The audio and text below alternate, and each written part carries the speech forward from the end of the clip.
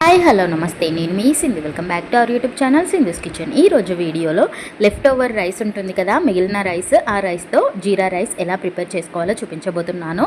చాలా అంటే చాలా టేస్టీగా ఉంటుంది అండ్ ప్రాసెస్ కూడా చాలా సింపుల్. పిల్లలు కూడా చాలా అంటే చాలా ఇష్టంగా తింటారు అన్ని కర్రీస్తో కంపేర్ చేసుకుంటే. ముందుగా ఇలా ఒక ప్యాన్ పెట్టుకోవాలి. దీంట్లో ఒక పావు వరకు ఆయిల్ వేసుకున్నాను. దీంట్లో చిటికెడు ఆవాలు, అలాగే జీలకర్ర, ఒక 2 టీ స్పూన్ల వరకు జీలకర్ర వేసుకున్నాను. సో జీరా ఎక్కువగా ఉంటే ఫ్లేవర్తో టేస్ట్ అనేది బాగుంటుంది అని చెప్పేసి ఈ జీరా కొంచెం ఫ్రై అవ్వాలన్నమాట.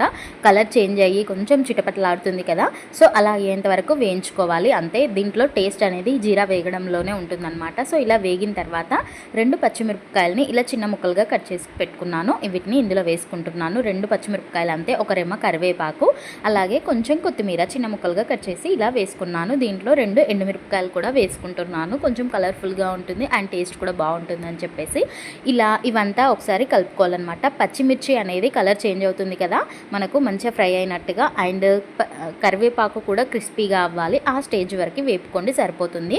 ఇలా వేగిన తర్వాత నేను ఇక్కడ చూపిస్తున్నాను కదా, ఇలా కరివేపాకు అనేది క్రిస్పీగా అవ్వాలి అండ్ పచ్చిమిర్చి కూడా మంచిగా ఫ్రై అవ్వాలన్నమాట. సో ఇలా వేగిన తర్వాత దీంట్లో మనము మిగిలిన అన్నం, అదే లెఫ్ట్ ఓవర్ రైస్ ఉంటుంది కదా, ఆ రైస్ని ఇలా వేసుకుంటున్నాను. ముందే ఇట్లా పొడి పొడిగా చేసి పెట్టుకున్నాను అనమాట. సో కలపడానికి ఈజీగా ఉంటుందని చెప్పేసి దీంట్లో టేస్ట్కి తగ్గట్టుగా సాల్ట్ వేసుకోవాలి.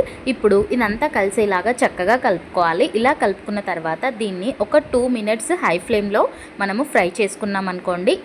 ఈ ఫ్లేవర్స్ అన్నీ రైస్కి చక్కగా పట్టుకొని తినేటప్పుడు చాలా అంటే చాలా టేస్టీగా ఉంటుందన్నమాట.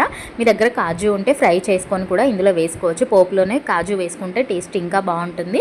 నేను మిగిలిన రైస్తో చేస్తున్నాను కాబట్టి అప్పటికప్పుడు చేస్తున్నాను కాబట్టి ఇందులో కాజు వేయలేను. మీ దగ్గర ఉంటే వేసుకోవచ్చు. అండ్ లాస్ట్లో ఫైనల్గా కొంచెం కొత్తిమీర చల్లుకుంటే టేస్ట్ ఇంకా బాగుంటుంది. అంతేనండి, సింపుల్గా 5 మినిట్స్లో జీరా రైస్ ప్రిపేర్ చేసుకోవచ్చు. ఒక సర్వింగ్ బౌల్లోకి తీసుకొని సర్వ్ చేసుకుంటే సరిపోతుంది. వీడియో నచ్చితే లైక్ చేయండి. మరిన్ని మంచి వీడియోస్ కోసం సబ్స్క్రైబ్ చేయండి.